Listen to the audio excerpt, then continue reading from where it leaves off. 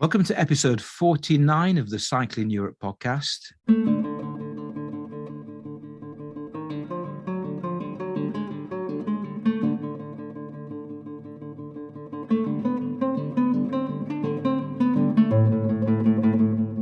going to be brutally honest.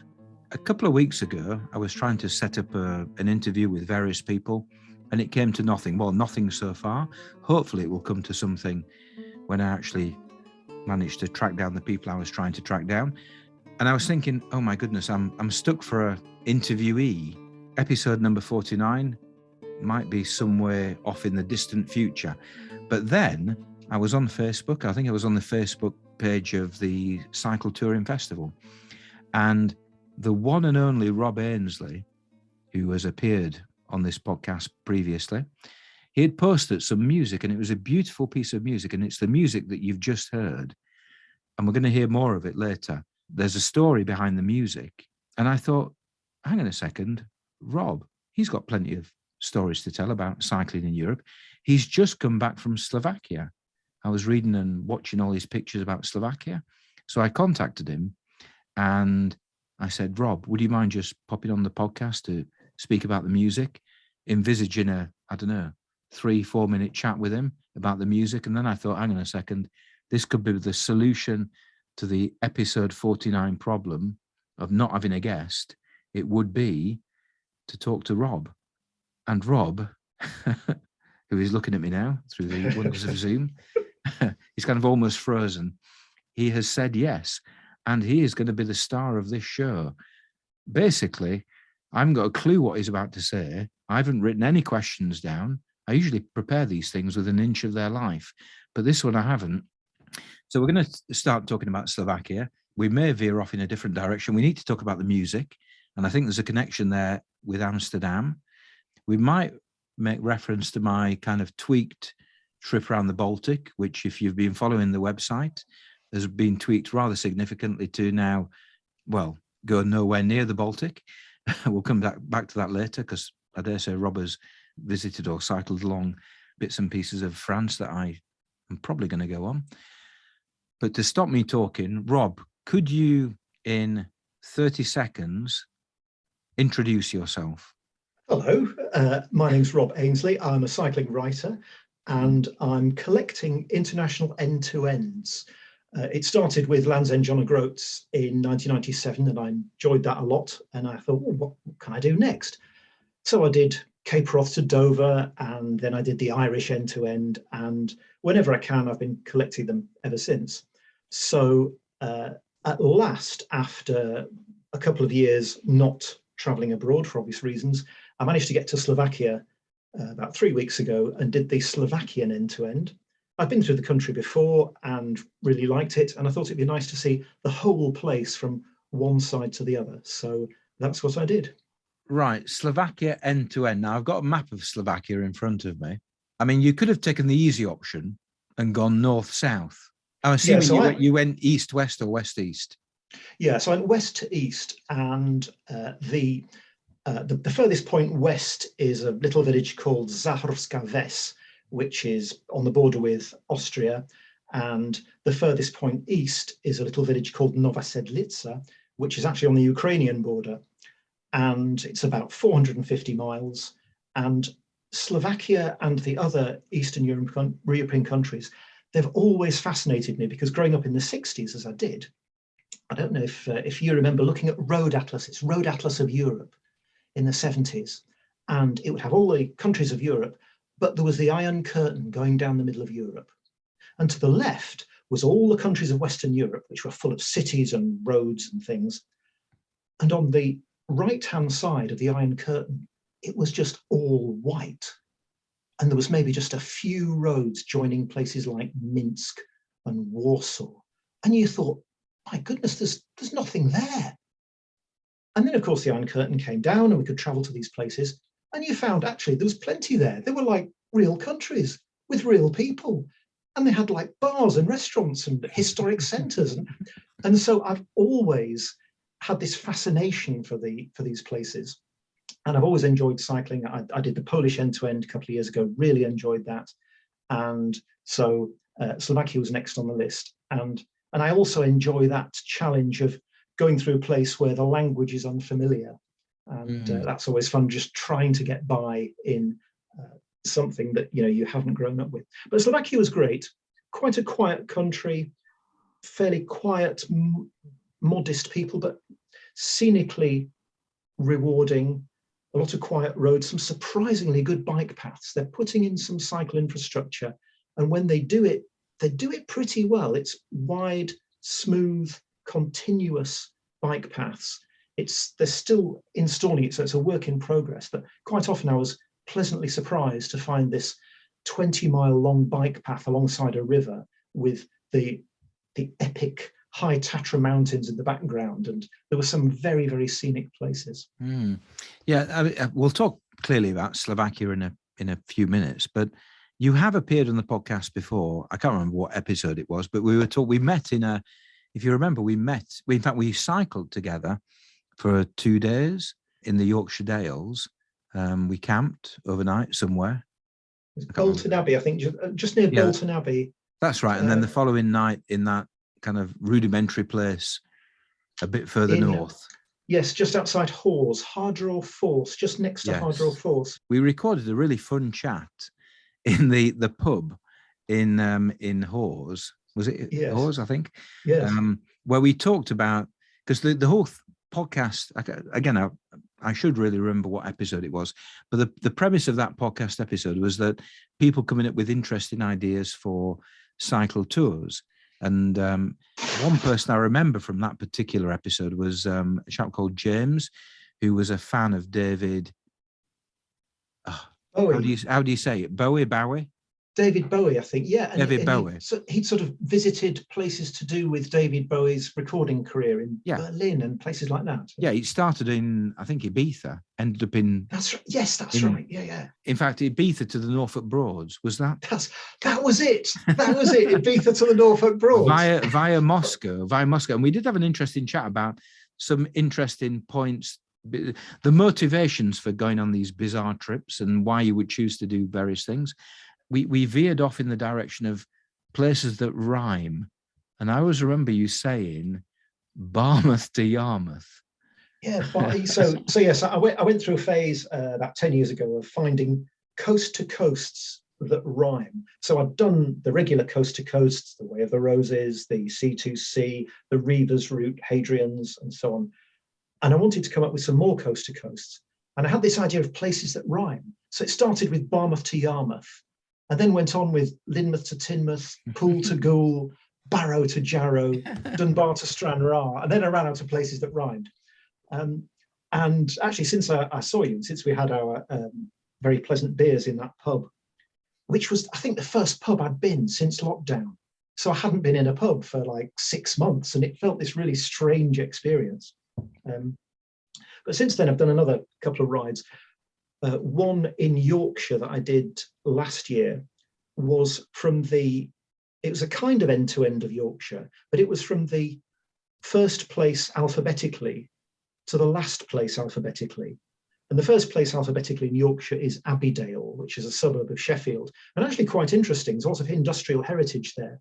And it was the site of perhaps the first steel-related steel factories in Sheffield. And it's also got a brewery. And that was right down at the south end of Yorkshire. So that made an appropriate place to start. And I finished at the omega of the Yorkshire Gazetteer, which is a place called Zebra Hill, which fascinated me because nobody knows why it's called Zebra Hill. Now, zebras are clearly not a native species to Yorkshire, but it made for a very interesting place to finish. How did you find Zebra Hill in Yorkshire?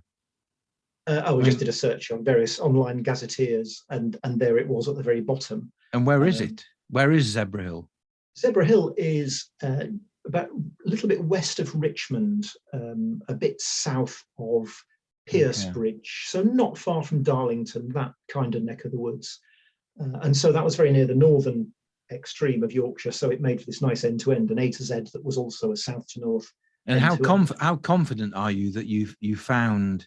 I'm trying to think. There's no Z, E, zebra. There's no A, B, C, D, E, F, G, H, I, J, K? Well, There's no Zob Valley or... It sort of depends. What do you mean by a place? Does it have to be a village? Does it have to be a place with a nameplate? Is it just somewhere on the Ordnance Survey map? I decided to go, there's actually a place called Zechariah Wood, which would come after Zebra Hill, but I decided that just wasn't as interesting as somewhere named after a stripy African plains and mountain mammal. And was it in Sheffield? Because it wouldn't have been a very long ride if it was. Well, no, there's a sort of a UK alternative, which would be Aaron's Hill in Godalming to Zouch in Nottingham, not Ashby de la Zouch, but just Zouch, which I may get round to. But the Yorkshire one was great fun, and it was. I actually ended up writing a piece of music about Zebra Hill, imagining great herds of zebras, kind of gracefully grazing and wandering across the Yorkshire Dales. So that's one of the pieces of music that it inspired.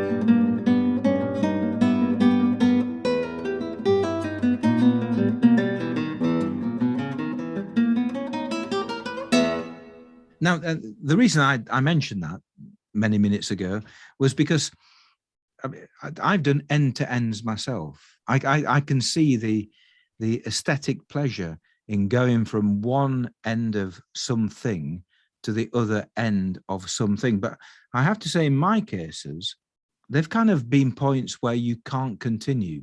You have embraced the end-to-end in terms of the frontiers between the boundaries between countries. What's the joy of the end to end? It's like I say, it started off as Land's End John O'Groats, which is an obvious kind of you'll get your feet wet if you go any further. And then I did Ireland, which is Mizenhead to Malinhead, which again is a fairly obvious coastal journey. And for a time I did a few islands. I did Sri Lanka, I did Cuba, and it was quickly getting clear that I would, if I wanted to do lots of end-to-ends, I'd have to do places which weren't necessarily islands. So I did France, which actually was a coast to coast. It was Saint-Malo to Nice, in a book called France en vélo by Hannah Reynolds. And then I did Spain, which again was a sort of coast to coast. Sorry to be a pedant here, Rob. Saint-Malo to Nice is not end to end. Well, the French have this concept called les flèches, don't they? The arrows, where you can sort of go across France in any direction, and it's called a flèche.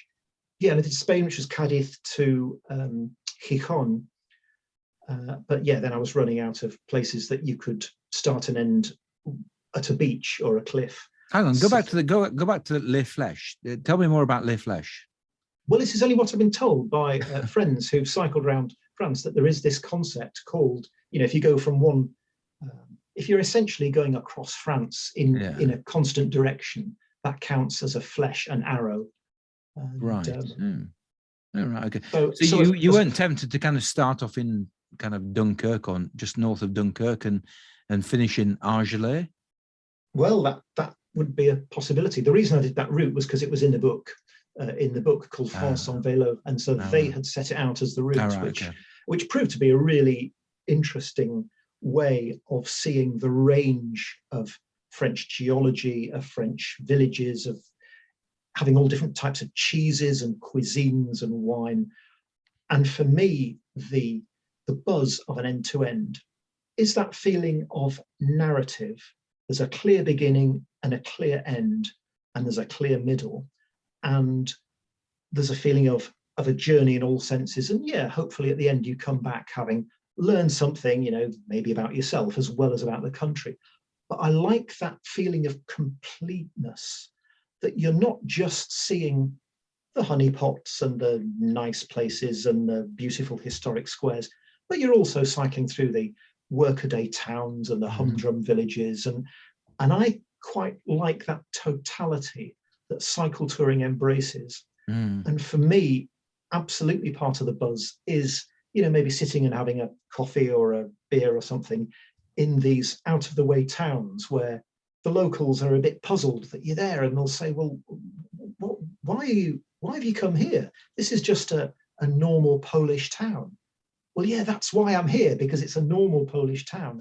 And, just as people who came to visit Britain, if all you do is visit the Tower of London and Shakespeare's Stratford and Jane Austen's Bath and the Edinburgh Golden Mile, well, yeah, you've seen some of Britain, but maybe to get that rounded sense of what Britain and the British are like, maybe you also have to spend a bit of time in Sunderland and Wolverhampton and Newport and Cumbernauld. I'm completely with you there. I think that when I cycled across Europe back in 2010 for the first time, that for me was one of the real revelations, the fact that when you fly into a place, you fly to, say, Paris or Rome or Milan or wherever, you see a pretty limited version of the place that you're visiting.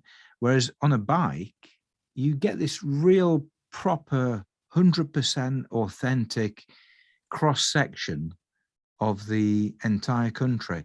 And for me, that just really puts it into context. I remember cycling across Rome back in 2010, and I'd been to Rome previously.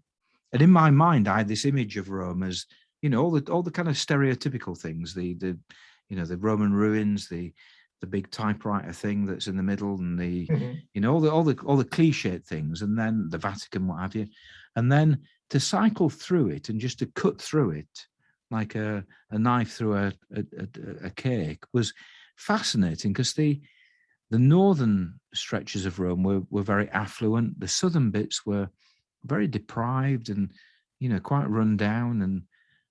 And I thought, yes, I actually understand Rome far better than I ever did when I just flew in, got in a taxi at the airport, was driven at 150 kilometers an hour down that road to the center of Rome, and then just stayed there for a few days and then flew back home.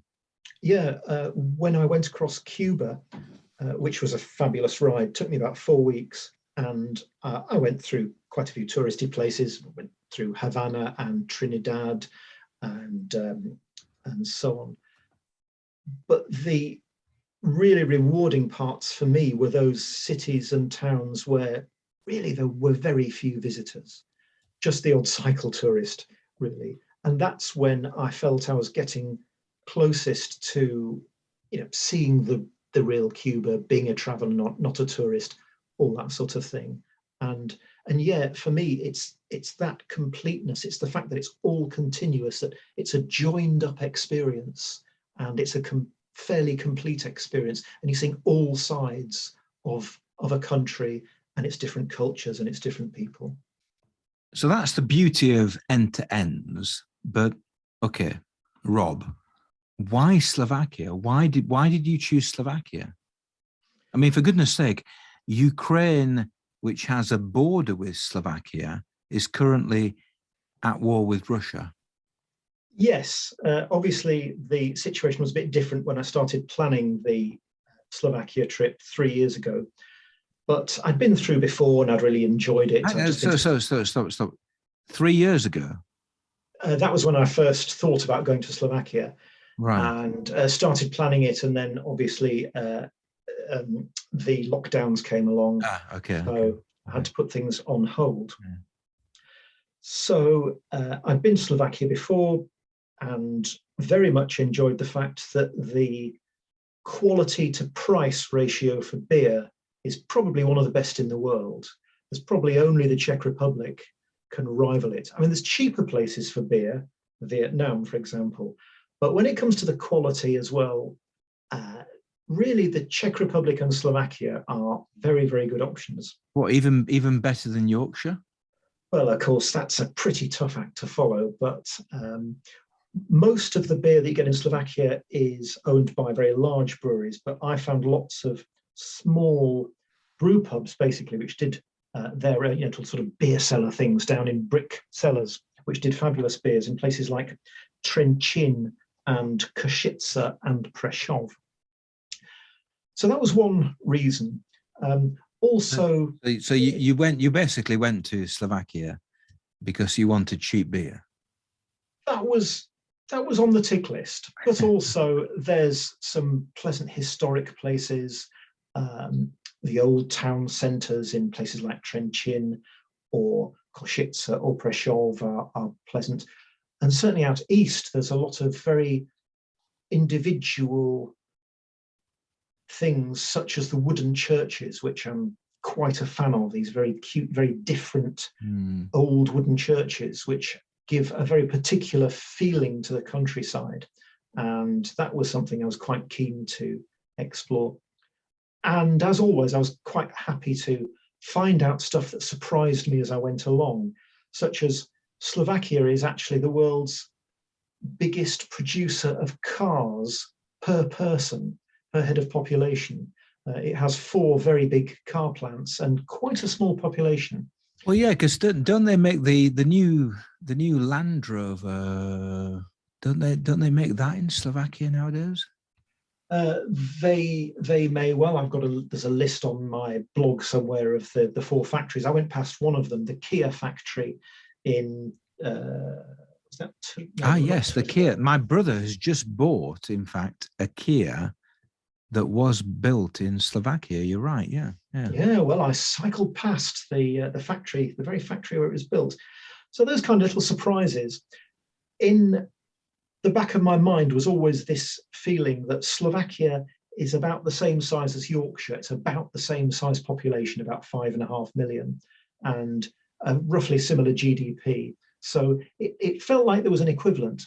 And also, their folk hero is a kind of Robin Hood figure. And of course, Robin Hood came from Yorkshire, as we know. He was from Doncaster, from Barnsdale Forest. Every hero came from Yorkshire. Come on. They always did.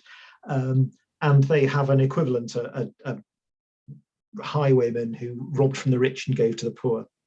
And he came from a place that I went through. And I visited his hometown and saw his big statue erected by the Soviets. And Slovakia is a sort of fairly quiet, modest sort of place, but I found it very well set up for touring because every little village has a grocery store and a supermarket.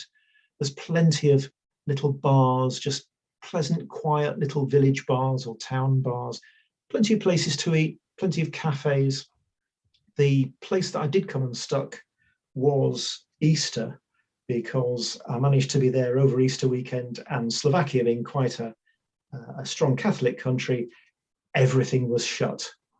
And in the larger towns like Košice and Prešov, where I'd based myself for Easter, there were a few places open, a few restaurants. But on Easter Monday, I had nothing to eat except from petrol stations. So breakfast was a bag of crisps and some biscuits from a petrol station. Lunch was another bag of crisps and biscuits from a petrol station. And dinner was another bag of crisps and biscuits from a petrol station. And that wasn't a day of my best diet, I'm afraid. That sounds delicious to me. Did you? I mean, I'm looking at the map here. That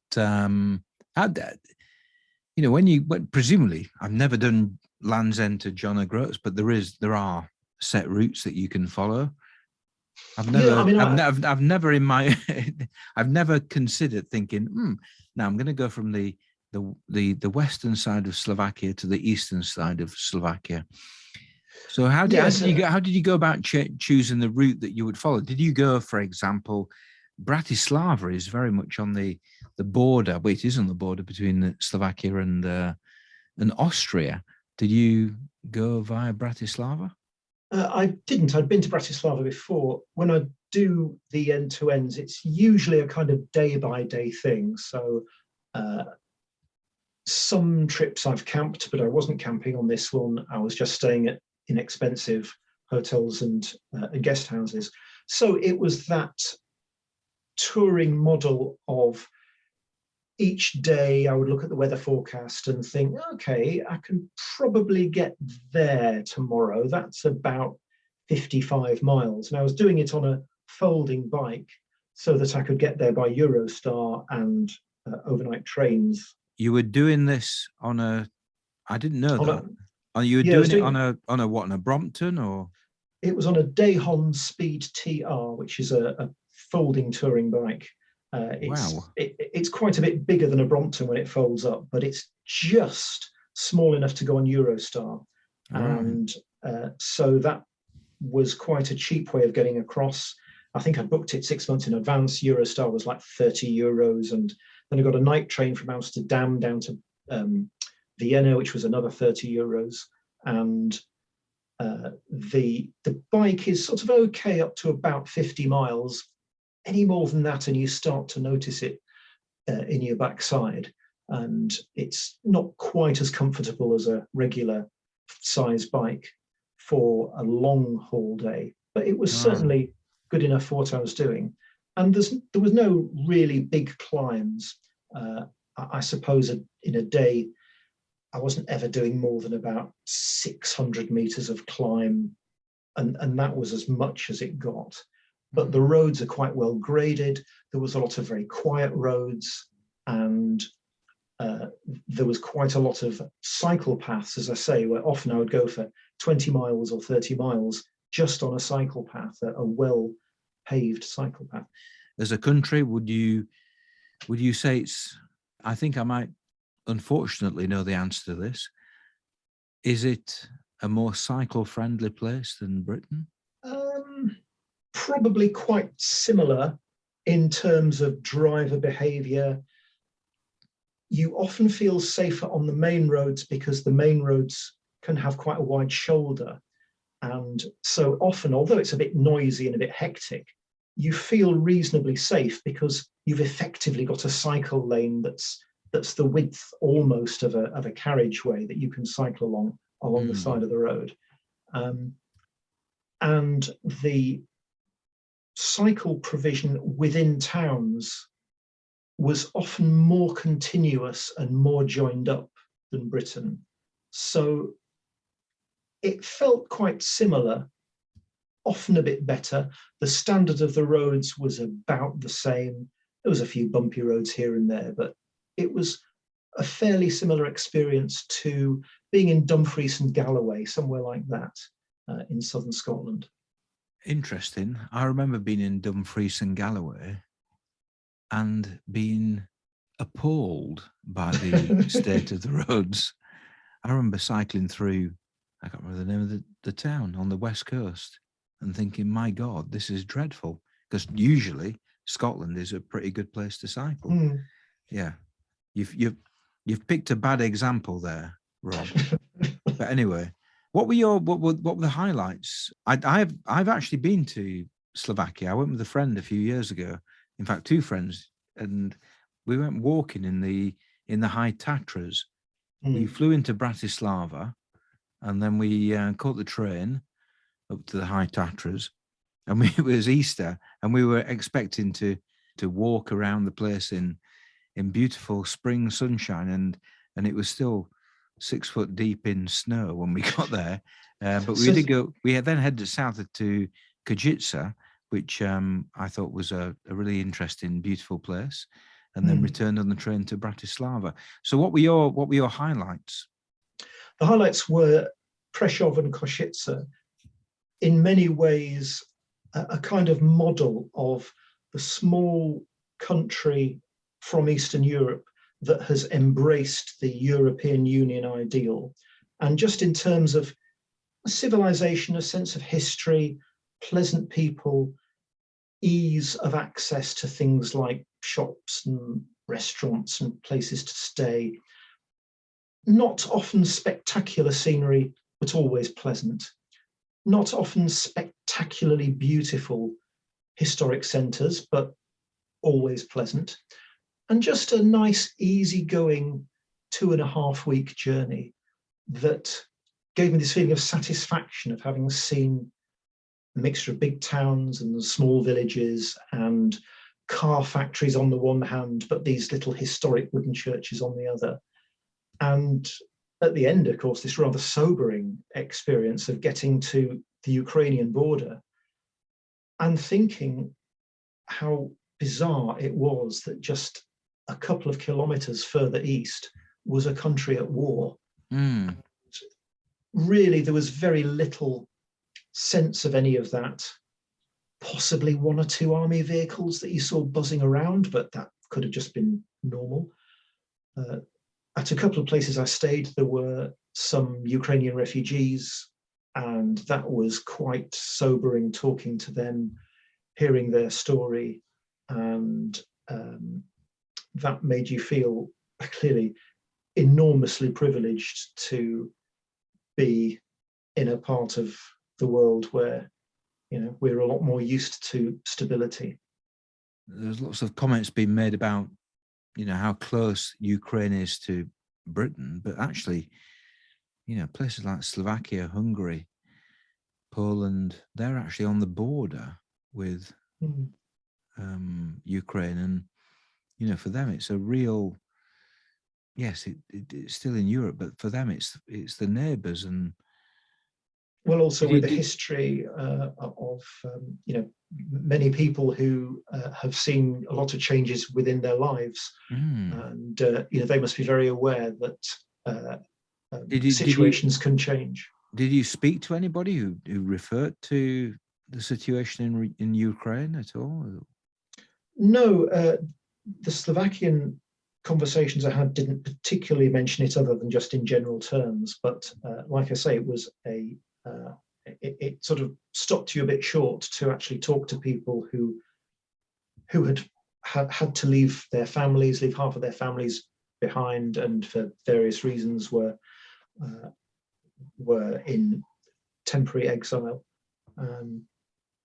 So yes, there was quite a sense of unreality about it at times. Just catching up actually on that thing about the Eurostar. Did you see the report this week about Eurostar changing their rules regarding the transport of bikes? Now I saw on their website, yes, through COVID, they have stopped taking bikes altogether, apart from folding bikes. And the old system, which I had used in the past, where you can book a bike on a train, or possibly your train, possibly a different service, but you can book it on, that hasn't been in operation. But they started a new one, they say, or it will start mid-May. Now, how the new system will work exactly, I don't know. But I wanted to take my folding bike just to make sure that I would be okay. Are you going to be able to rock up at St Pancras with your touring bike with 4 panniers and wheel it onto the train at any time in the future, or is that just kind of not going to happen? From what I remember on the website, if you book it 6 months in advance, it'll cost you £35. If you book it up to 2 months in advance or something, it's £45. And if you do it kind of the day before or as a walk-up, it'll be £55, which begins to be quite serious. Now, the music. You've made your way back from Slovakia. How did you actually travel from Bratislava, presumably, back to... Yes, so back from Nova Sedlica, so right on the eastern side of Slovakia, I took a train across Slovakia to Bratislava, then a train from Bratislava to Prague, where I spent a couple of days cycling around, and then a Flixbus from Prague to Amsterdam. And I just had a day in Amsterdam, which I just spent cycling around. I had a few hours before my Eurostar train. And there was this wonderful feeling. You know what it's like when you turn up in Amsterdam or anywhere in the Netherlands, and just suddenly you're in this beautiful land of wide bike paths where they're continuous and you have priority at junctions, and cycling is just this delight. But of course, Amsterdam is pretty busy as well. And in the center of Amsterdam, around Amsterdam Central Station, it's just a tumult. There's these huge currents of cyclists whooshing one way or the other. And it's all really hectic. And if you don't signal properly or you get in the wrong place, you'll get ticked off in Dutch by people as they go past. And it was just this bewildering tumult of activity.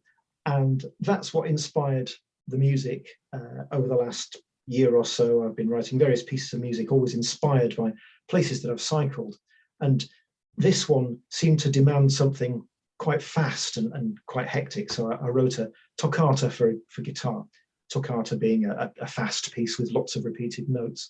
And for me, it just tries to encapsulate that feeling of exhilaration, but also of slight bewilderment with things just going a bit too fast for you to take in sometimes. Well, that's the music that we heard at the very beginning of the podcast, and we'll hopefully hear it at the end of the podcast, as long as you're happy for me to pay you no royalties whatsoever. It is a beautiful piece, I have to say, and I listened to it after a particularly tough day in the school where I work, and I thought, wow, this is just the antidote to teenage children. But anyway, so if you're a teacher, listen to it, and it's fabulous. Now, I on the website, on cyclingeurope.org, I did reveal this week my decision to tweak ever so slightly my planned trip around the Baltic.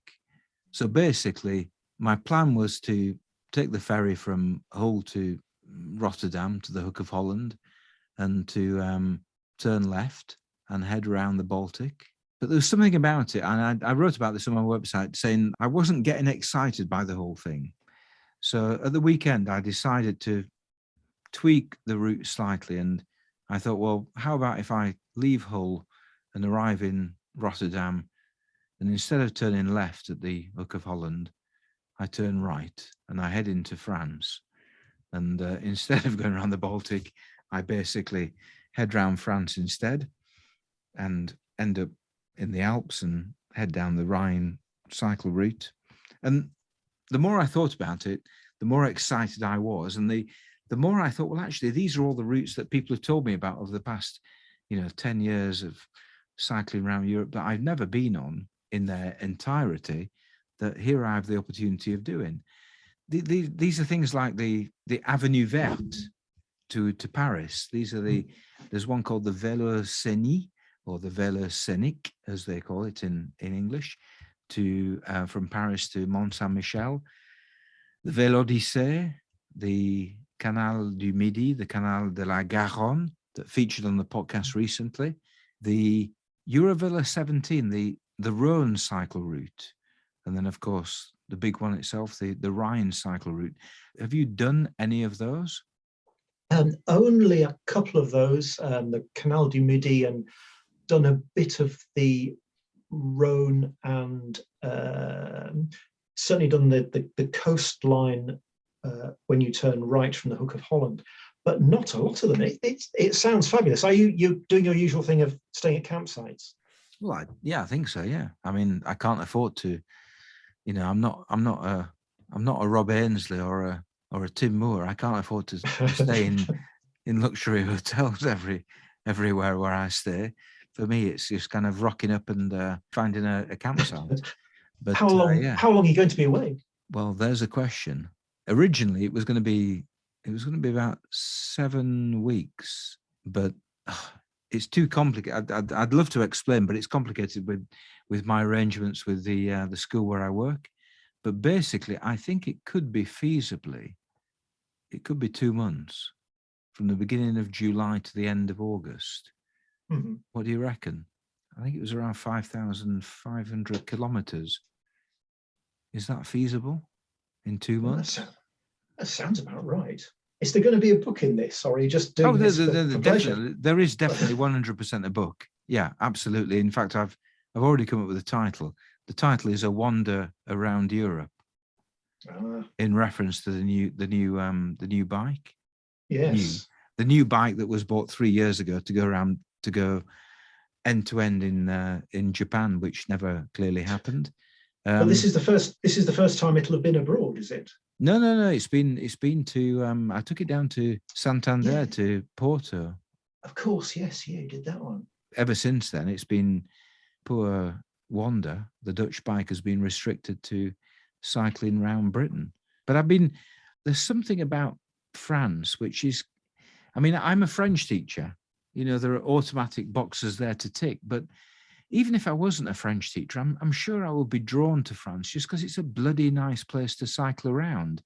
I was watching Rick Stein last night on the TV on BBC Two, a repeat of one of his programs around France. And I'm thinking, who cares about the rest of the world? I just want to kind of cycle and kind of spend my entire life in France, eating good food and drinking good wine and being on my bike. And am I naive there, or am I?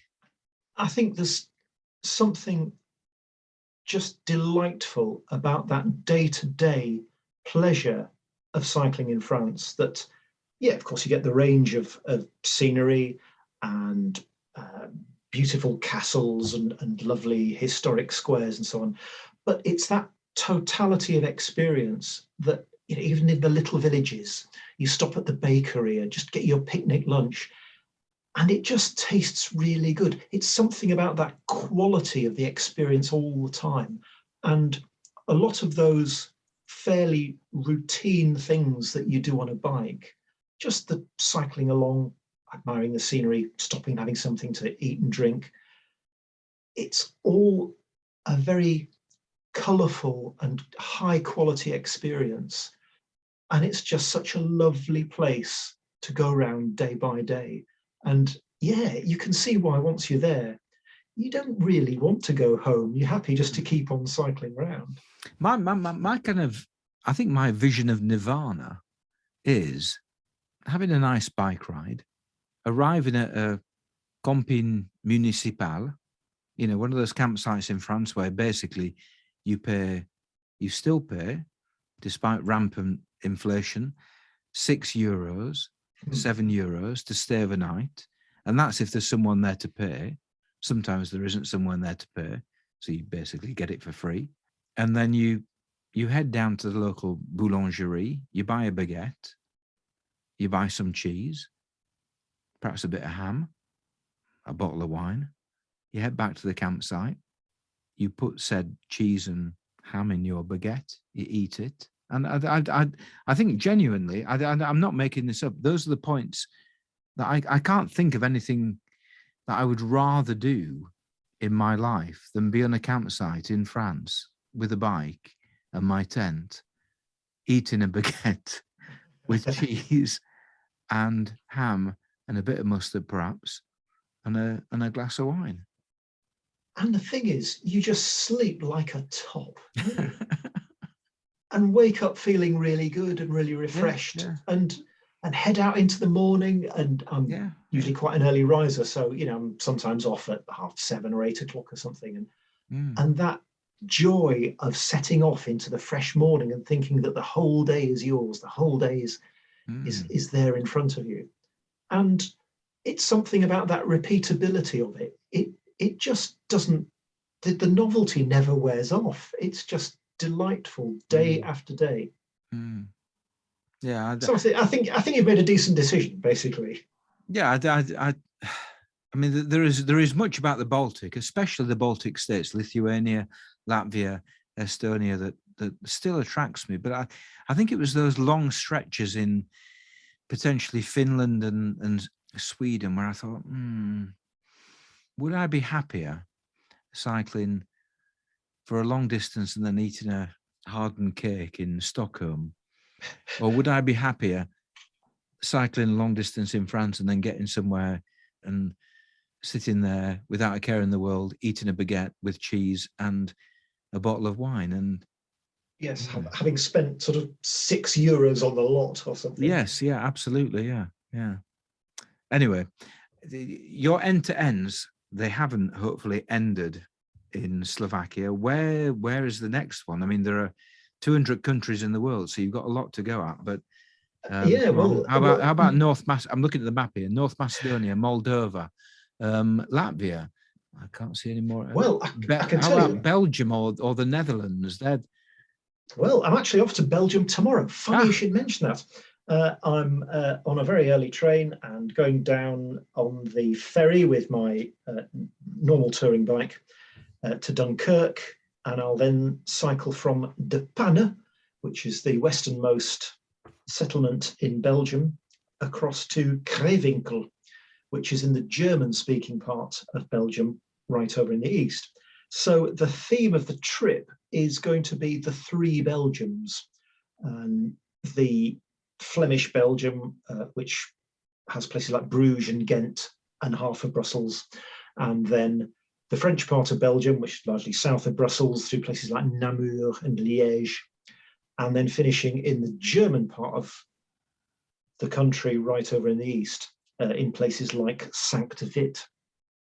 So very much the theme of the trip is these three different countries, which often tend to sort of behave a bit independently of each other. And so I'm looking forward to that. Obviously, another place where you get lots of culture, like chips, chocolate, and beer. So I'll be enjoying that. Yeah, no, that sounds like a good plan. Why do you not wait until the summer? Well, I don't know. I tend to just cycle all the way through the year, so I'll be going somewhere else in summer, I'm sure. I've got the King Alfred's Way planned for June and various other things.